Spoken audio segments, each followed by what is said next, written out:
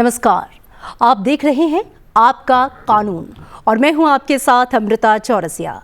एक ऐसा मंच जहां हम आपके संवैधानिक अधिकारों और कानूनी सुरक्षा के हर पहलू को आसान भाषा में समझाते हैं।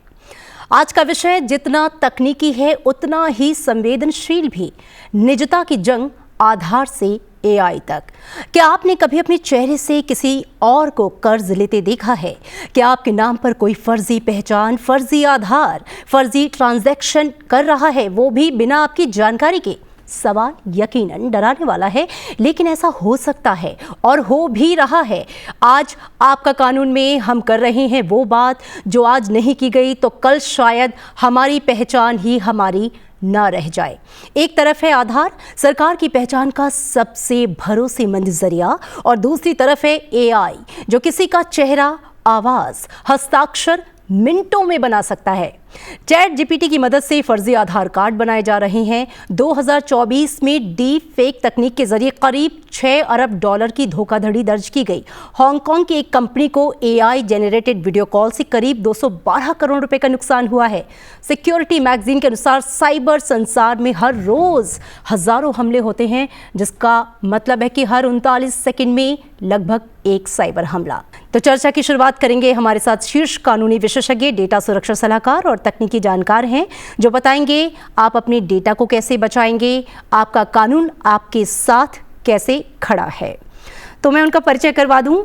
मेरे साथ मौजूद हैं स्टूडियो में पवन दुग्गल जी, जाने माने साइबर एक्सपर्ट हैं। सर, बहुत स्वागत है आपका संसद टीवी में। साथ ही कपिल सांखला, जो कि जाने माने एडवोकेट हैं, सुप्रीम कोर्ट, और जिनकी पैनी निगाह होती है खासकर साइबर क्राइम से जुड़े हुए तमाम जो मुद्दे हैं, जो इश्यूज हैं, उन पर। आपका भी बहुत स्वागत संसद टीवी में। अगर आपका कोई सवाल है तो आप हमसे पूछिए। देश के जाने माने वकील और एक्सपर्ट आपको इस सवालों का जवाब देंगे। आप हमें मेल कर सकते हैं आपका कानून.sansadtv@gmail.com पे। तो आइए चर्चा की शुरुआत करते हैं। और सबसे पहला सवाल पवन दुग्गल जी, मैं आपसे करना चाहूँगी कि इस डिजिटल युग में जो हमारी निजता है, उससे सबसे बड़ा खतरा क्या है, और हमारी व्यक्तिगत जानकारी किन तरीकों से ट्रैक की जा रही है, और अगर ट्रैक की जा रही, क्योंकि कई बार हमें पता नहीं होता है, तो हम इसे पता कैसे करें? आज के इस डिजिटल युग में अगर हमारी निजता को सबसे बड़ा खतरा है तो वो खतरा हमारी अपनी डेटा की उल्टी से है। हम लोग आज इंसान कम डेटा एंटिटीज ज़्यादा बन चुके हैं, लिहाजा हम कॉन्स्टेंटली अपना डेटा इंटरनेट पर छोड़ते जा रहे हैं, अपने पद चिन्ह छोड़ते जा रहे हैं, और कहीं ना कहीं अपने डेटा की वॉमिटिंग कर रहे हैं, उल्टी कर रहे हैं, बिना सोचे समझे कि उसका क्या प्रभाव होने वाला है हमारी डेटा प्राइवेसी को लेकर, हमारी पर्सनल निजता के अधिकार को लेकर। और क्योंकि हम इतना सारा जानकारी वैसे ही छोड़ रहे हैं, तो साइबर क्रिमिनल्स के लिए तो बिल्कुल मन मौज का दौर है। वो आपका डेटा उठाते हैं, उसका दुरुपयोग करते हैं। और अब तो एक नया ट्रेंड आ गया है, आर्टिफिशियल इंटेलिजेंस का आपने जिक्र किया। आज लोगों को लगता है कि जादू की झप्पी एक जो नई आ गई है वो है आर्टिफिशियल इंटेलिजेंस, कि आप जादू की झप्पी करेंगे, आर्टिफिशियल इंटेलिजेंस के साथ आपकी तमाम सारी समस्याओं का निदान हो जाएगा। वास्तविक तौर में ऐसा कुछ नहीं होने वाला। जितनी आप पर्सनल जानकारी आर्टिफिशियल इंटेलिजेंस के साथ शेयर करेंगे, उतना ही आर्टिफिशियल इंटेलिजेंस आपके दिमाग के साथ खेलेगा। क्यों? क्योंकि उसे आपके पर्सनल डिटेल्स पता लग जाएंगे। एक बार वो पर्सनल डिटेल्स पता लग गए तो उसे अनुमान करना आसान हो जाएगा कि आपका मस्तिष्क, आपका माइंडसेट कैसे चलने वाला है और किस तरीके से उसे मैनिपुलेट किया जाना चाहिए। तो आज तो वो दौर आ गया है। मैं ये नहीं कहता कि आप हिमालय पर जाइए और संन्यास ले लीजिए। मैं कहता हूँ कि साहब, आज के वर्तमान जीवन में रहिए ज़रूर, लेकिन कहीं ना कहीं जागरूक हो जाइए, अपनी जो गहरी नींद है उससे जग जाइए, और एकमात्र दायित्व अपने पास रखिए कि हमें अपना जो प्राइवेसी का अधिकार है, निजी का जो अधिकार है, उसका हमें संरक्षण करना है, और हम खुद ही करेंगे। हम उम्मीद ना करें कानून की, हम उम्मीद ना करें प्राइवेट सर्विस प्रोवाइडर्स की, प्लेयर्स की। कोई भी हमारी निजता के संरक्षण के लिए खड़ा नहीं है, हम खुद ही खड़े हैं। क्यों? क्योंकि वो आग है जिसका जलना मैं खुद ही महसूस करूंगा, कोई और महसूस नहीं करेगा। लेकिन ये आग में जलते हुए देख मुझे जितने भी सर्विस प्रोवाइडर्स हैं बहुत खुश हो जाएंगे, क्योंकि वो मेरा डेटा का दुरुपयोग कर मुझे मोनेटाइज कर पाएंगे। तो कहीं ना कहीं हमें जागरूक और सतर्क और सावधान रहना पड़ेगा। बिल्कुल, यानी कि अपनी शील्ड जो है वो हमें खुद बनानी होगी। सांखला जी, 2017 में सुप्रीम कोर्ट ने अपने ऐतिहासिक फैसले में कहा कि जो निजता का अधिकार है वो मौलिक अधिकार है। मैं चाहूंगी कि इस मौलिक अधिकार को आप कैसे डिफाइन करेंगे, जो संवैधानिक तरीके से हमें जो राइट टू प्राइवेसी है। तो देखिए 2017 में पुट्टुस्वामी की जजमेंट आई और पुट्टुस्वामी की जजमेंट ये कहती है कि जो फंडामेंटल राइट्स हैं वो राइट ऑफ प्रिवेसी भी उसी का एक पार्ट है। तो जैसे राइट टू लाइफ हो गई, राइट टू प्रिवेसी भी एक इंटीग्रल पार्ट हो गया। इसका मतलब ये हो गया कि आपकी जो इंफॉर्मेशन है उस पे आपका मौलिक, आपका कंप्लीट अधिकार है और कोई भी व्यक्ति आपकी इजाज़त के बिना, बिना आपके कंसेंट के उस इंफॉर्मेशन को ना ले सकता है, ना यूज़ कर सकता है और ना ही मिसयूज़ कर सकता है। तो आपने जैसे कहा ना कि ये तो एक शील्ड है, तो ये सही मायने में एक शील्ड है। पुट्टुस्वामी की जजमेंट ने ये कह दिया कि आपका डेटा आप कंट्रोल कर सकते हो और सरकार भी जो लॉज लेकर आ रही है वो यही कह रही है कि कोई भी डेटा पॉइंट जो आपका डेटा लेते हैं, जैसे फेसबुक हो गया या आप जब सिम कार्ड लेने जाते हैं, तो जो इंफॉर्मेशन आप दे रहे हो उस पर अधिकार आपका ही होगा और आपने सिर्फ उतना अधिकार दिया है जो उस पर्पस के लिए हो। तो बस इतना और इससे ज़्यादा नहीं, ये पुट्टुस्वामी भी कहती है, यही सरकार भी कहती है और यही आपका राइट भी है। जी बिल्कुल। पवन जी, मोबाइल ऐप्स या वेबसाइट में जब हम अलाउ या एक्सेस देते हैं उस समय जो कॉमन लोग हैं वो आमतौर पे कौन सी गलतियां करते हैं जो हमें नहीं करनी चाहिए और कहीं ना कहीं वही गलती करके हम फंस जाते हैं? जो सबसे कॉमन गलती सामान्य लोग करते हैं वो गलती करते हैं बह जाने की।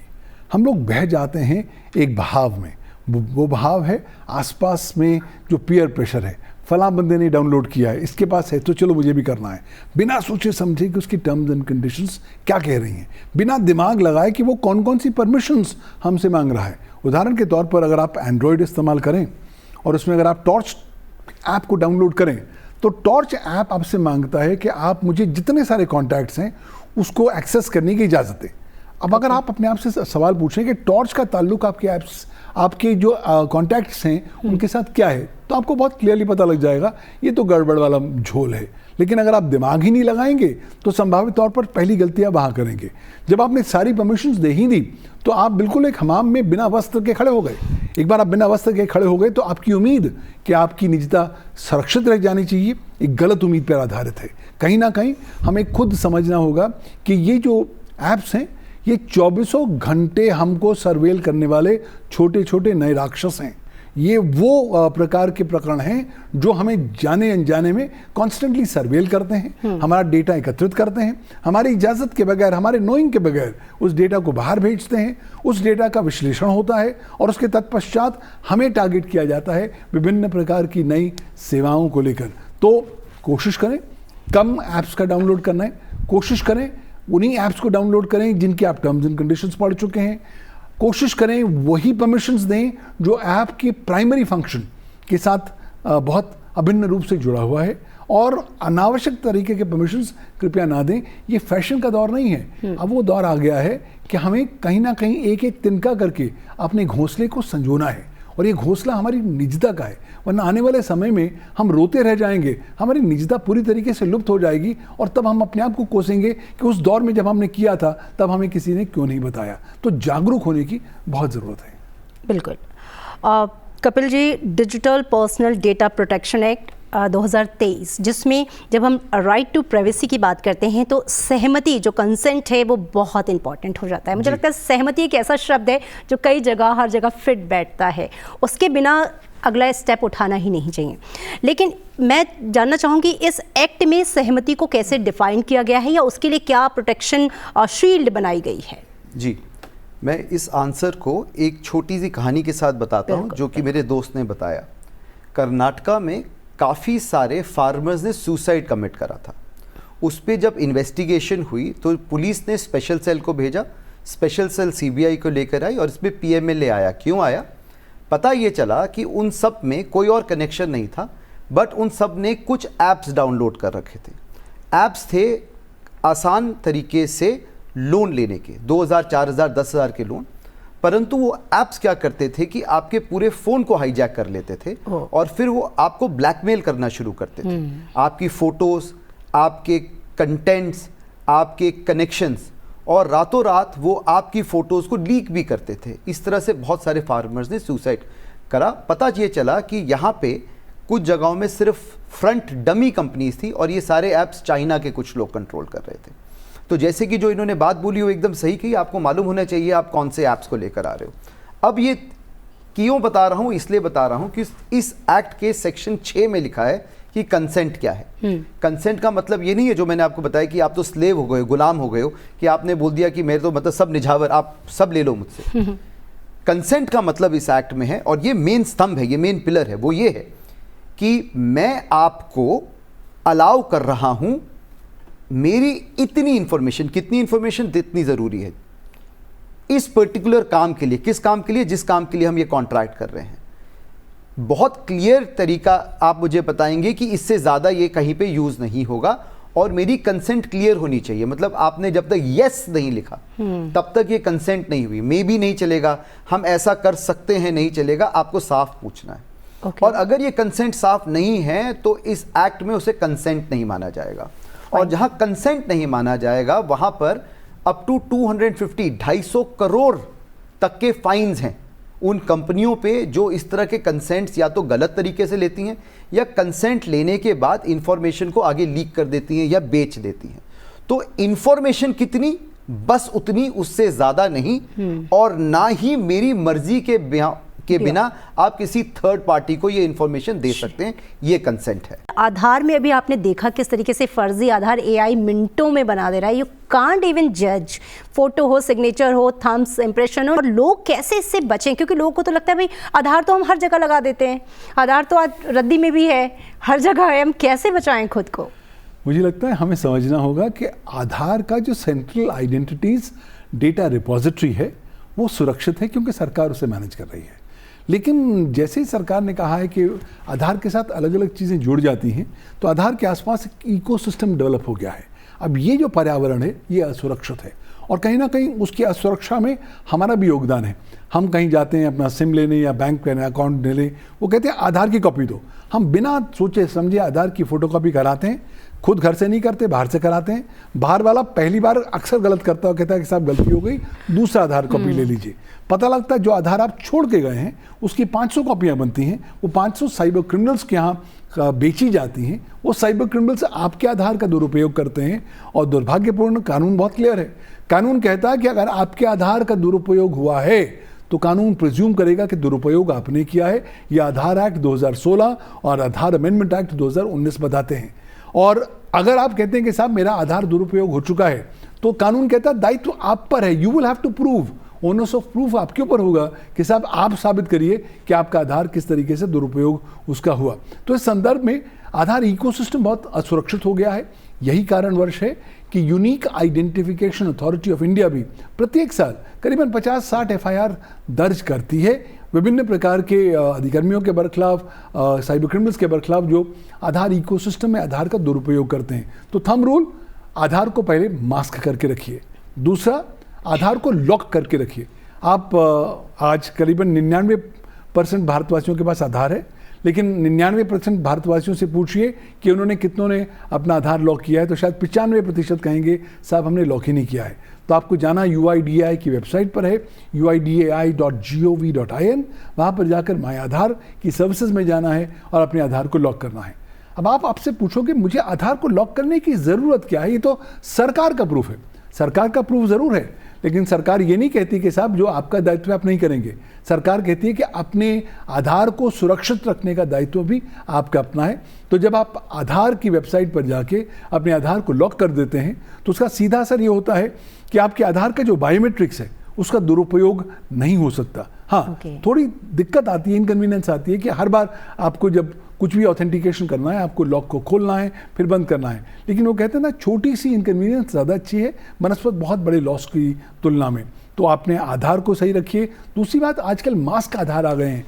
12 डिजिट का नंबर हर एक के साथ शेयर करने की ज़रूरत नहीं है, सिर्फ लास्ट 4 डिजिट शेयर करिए और पिछले 8 डिजिट ऑटोमेटिकली सिस्टम मास्क कर देता है। उससे भी आपकी आधार सुरक्षित हो पाएगी। समझ लीजिए आधार नॉर्मल आपकी आइडेंटिटी नहीं है, ये आपकी बायोमेट्रिक्स के साथ जुड़ा हुआ है, आपकी आंखों के स्कैन के साथ जुड़ा हुआ है, आपके थंब इंप्रेशन के साथ जुड़ा हुआ है। तो सोच समझ के केवल सरकारी संस्थाओं पर, सरकारी इंस्टीट्यूशंस पर ही आधार के साथ शेयर करिए, वरना जहाँ तक हो सके आधार की तुलना में अन्य प्लेटफॉर्म्स पर अगर आप अन्य और आइडेंटिफिकेशन मैकेनिज्म्स इस्तेमाल कर सकते हैं, पासपोर्ट हो गया, ड्राइविंग लाइसेंस हो गया, वोटर आईडी कार्ड हो गया, तो वो आपके लिए ज़्यादा अच्छा होगा।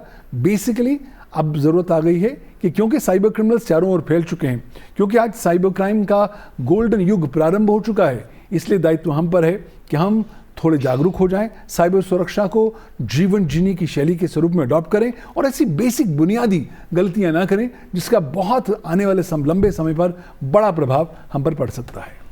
पवन जी, बहुत ही अहम जानकारी आपने दी है और ये जो लॉक वाली बात आपने बताई मैंने भी नहीं किया है और डेफिनेटली शो के बाद जाके मैं उसे लॉक कराने वाली हूँ। रियली मुझे भी लगता है 99% लोग या तो जानते नहीं है या तो करवाते नहीं है। और एक बात और कि प्राइवेट कंपनियाँ ये तमाम जो हर जगह कहते हैं आप आधार की कॉपी दे दीजिए और आप सच में बिना सोचे समझे दे देते हैं, उसकी ज़रूरत बिल्कुल नहीं है। तो ये हमें समझना होगा क्योंकि जागरूकता बहुत ज़रूरी है अगर खुद का बचाव करना है। आपके पास आऊँगी कपिल जी, अगर किसी का डेटा बिना उसकी अनुमति के इस्तेमाल किया जाता है या चोरी होता है तो किस कानून के तहत और कैसे शिकायत की जाती है? क्योंकि बहुत से लोगों को पता नहीं है कि हाउ टू प्रोसीड, तो कैसे लोग उसको लेकर शिकायत कर सकते हैं? बहुत अच्छा क्वेश्चन है।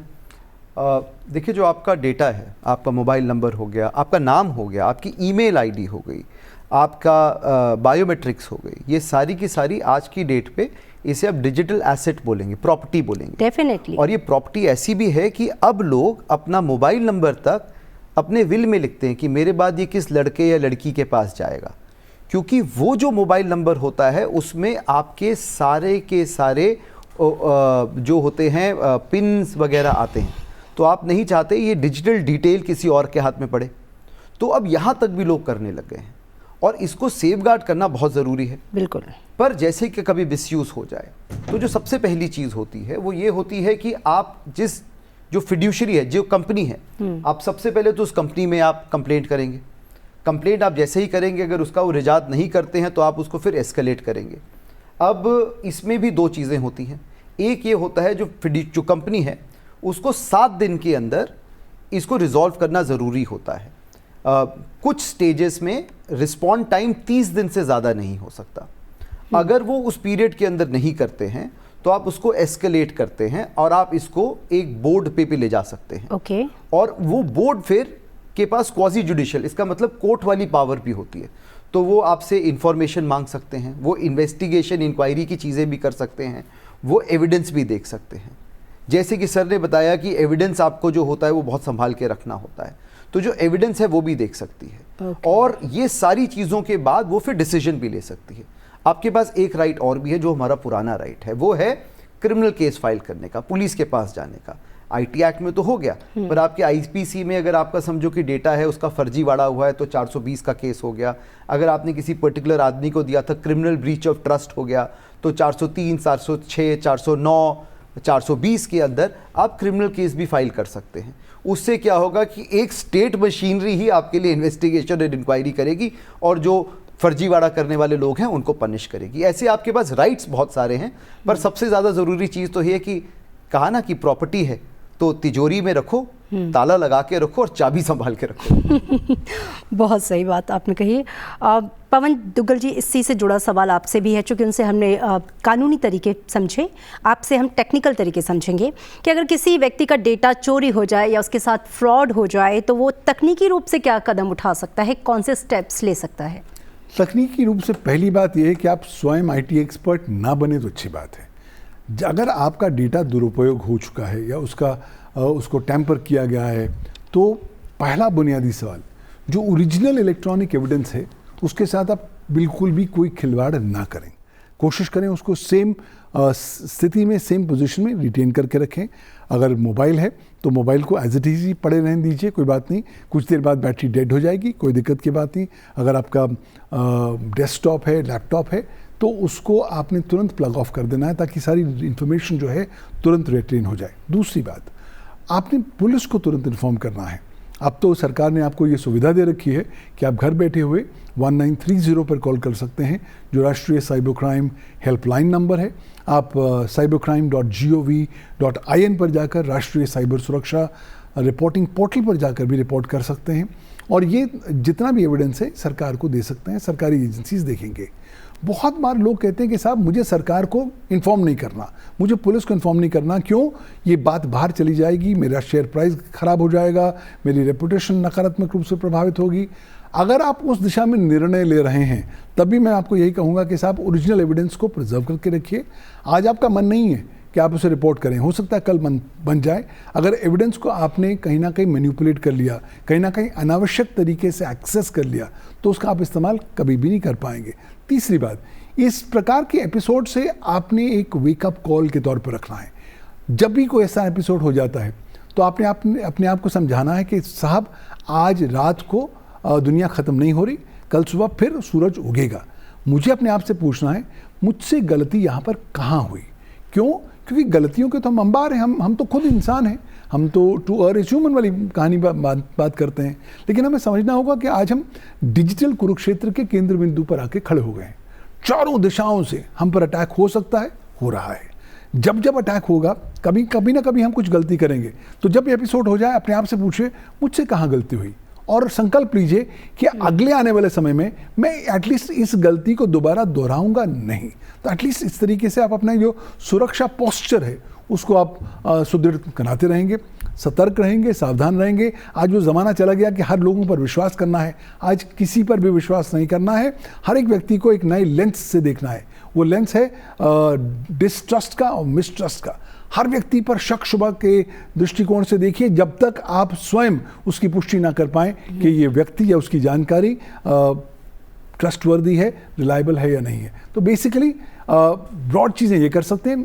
ऑब्वियसली आपके पास बहुत से टूल्स हैं, आप एआई का इस्तेमाल करना चाहें उसका भी इस्तेमाल कर सकते हैं, लेकिन समझ लीजिए कि एआई अक्सर आपके ओरिजिनल एविडेंस को टैम्पर कर देगी। लेकिन जो बुनियादी कदम है वो ज़रूर उठाने हैं। अपने एंटीवायरस को आपने अपडेट करके रखना है, अपने फायरवॉल को आपने अपडेट करके रखना है, और जहाँ तक हो सके अनावश्यक वेबसाइट पर नहीं जाना है। क्यों? क्योंकि अनावश्यक वेबसाइट पर जाते हुए ही हो सकता है कोई स्पाईवेयर, कोई मैलवेयर आपके सिस्टम में आ सकता है, आपके डेटा को नकारात्मक रूप से प्रभावित कर सकता है। तो अपनी बेस्ट प्रिकॉशन लीजिए, ओरिजिनल एविडेंस को प्रिजर्व करके रखिए, एक्सपर्ट्स को आने दीजिए, पुलिस को आने दीजिए, वो एविडेंस की तफ्तीश करेंगे, वो एविडेंस को CFSL लेबॉर्ट्री भेजेंगे और उसके तत्पश्चात कार्रवाई करेंगे। लेकिन अपनी सीखों के आधार पर आने वाले समय में और ज़्यादा वाइज हो जाए। You have to be very very cautious. बिल्कुल यही आपका सबसे बड़ा हथियार है। कपिल जी, सवाल आपसे ये है, दो हैं दरअसल, चूंकि समय कम है तो मैं चाहूँगी थोड़ा सा छोटा आंसर हो। सरकारी एजेंसियों को नागरिकों का डेटा उनकी अनुमति के बिना इकट्ठा करने का क्या कानूनी अधिकार है? और अगर किसी का डेटा लीक हो जाता है या उसके साथ फ्रॉड होता है तो DPDP एक्ट के तहत क्या पीड़ित को मुआवजा पाने का अधिकार है? जी, तो देखिए, पहली चीज़ कि क्या सरकार के पास राइट है, कुछ स्पेसिफिक पर्पसेस के लिए है।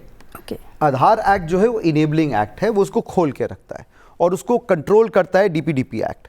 तो ये कहता है कि आपको किस पर्पस के लिए चाहिए वो क्लियर होना चाहिए, अगर सरकार भी लेना चाहती है। कितना चाहिए वो ज़रूरी है, कौन से डिपार्टमेंट को चाहिए, और ये भी क्लैरिटी चाहिए कि वो ना टैम्पर होगा ना वो किसी और डिपार्टमेंट के साथ शेयर होगा। अगर ये इससे बियॉन्ड जाता है तो वो इलीगल है और कानूनी कार्रवाई DPDP एक्ट में भी है। और अदरवाइज आपके पास जो राइट है वो अदरवाइज है कि आप हाई कोर्ट जा सकते हैं रिट में और सुप्रीम कोर्ट जा सकते हैं रिट में, तो वो वहाँ पे कंट्रोल होगा। और अब हो गया कॉम्पनसेशन की बात। तो देखिए, कोई डायरेक्ट पार्टी को या विक्टिम को कॉम्पनसेशन की एक्ट में राइट नहीं है।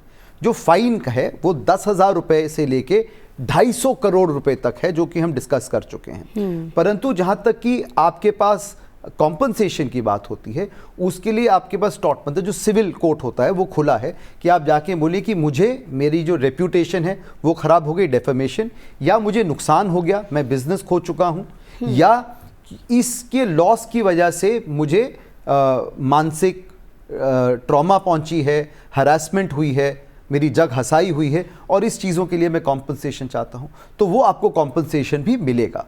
तो ये बड़ी ही क्लियर तरीके से ये आपको लॉ इंटाइटल करता है। बिल्कुल, चूँकि अब समय बहुत कम बचा है, सवाल बहुत सारे हैं मेरे पास, लेकिन वक्त की मर्यादा का ध्यान तो रखना पड़ेगा। पवन जी, क्लोजिंग रिमार्क आपकी तरफ से एज ए एक्सपर्ट जो नागरिक है उनके लिए, कि आज के इस AI के युग में खुद को आप सुरक्षित कैसे रखें?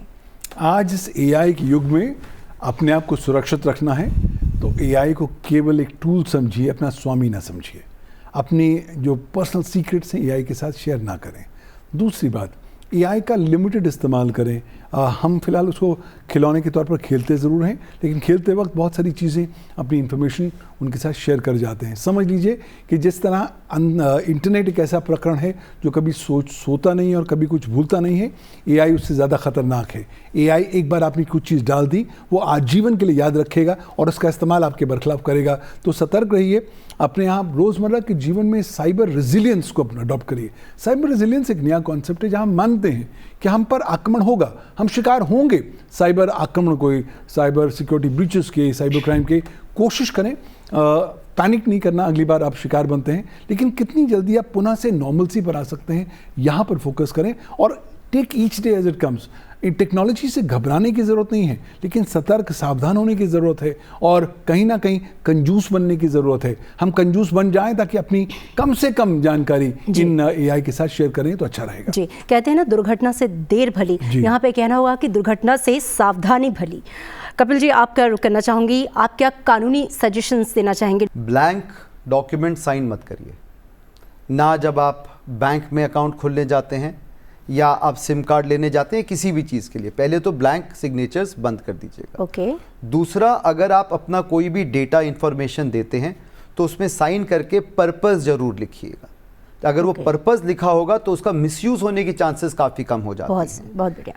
तीसरा, अगर आपके साथ कोई भी आपदा होती है जहां आपकी इंफॉर्मेशन लीक होती है या आपको लगता है कि कहीं लीक हो रही है या आप स्टॉप करना चाहते हैं, तो याद रखिए कि कानून अगर शील्ड है तो जो वकील है वो शील्ड को पीछे पकड़ने वाला हैंडल है। तो आप खुद एक्सपर्ट ना बनिए, ना आप एआई के पास जाइए, क्योंकि आजकल सारे के सारे फन्ने खाए हुए हैं, एआई से ड्राफ्ट करवा रहे हैं और क्या हो रहा है वो राम भरोसे है। तो एक वकील के पास जाइए, एक एक्सपर्ट के पास जाइए जो आपको कानूनी दायरे में आपको लिख कर देगा आपको बचाने के लिए क्या चीज़ें ज़रूरी है और आपको बचाएगा। ये मेरा मशवरा है।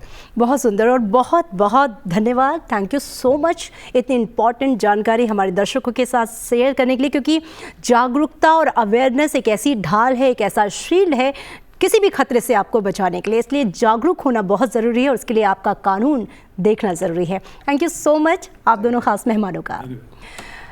तो आपके कानून के इस एपिसोड को आप संसद टीवी के तमाम यूट्यूब चैनल्स पर भी देख सकते हैं। इंतज़ार कीजिए अगले एपिसोड का अपने अधिकारों को जानने का। तब तक के लिए हमें दीजिए इजाज़त। नमस्कार।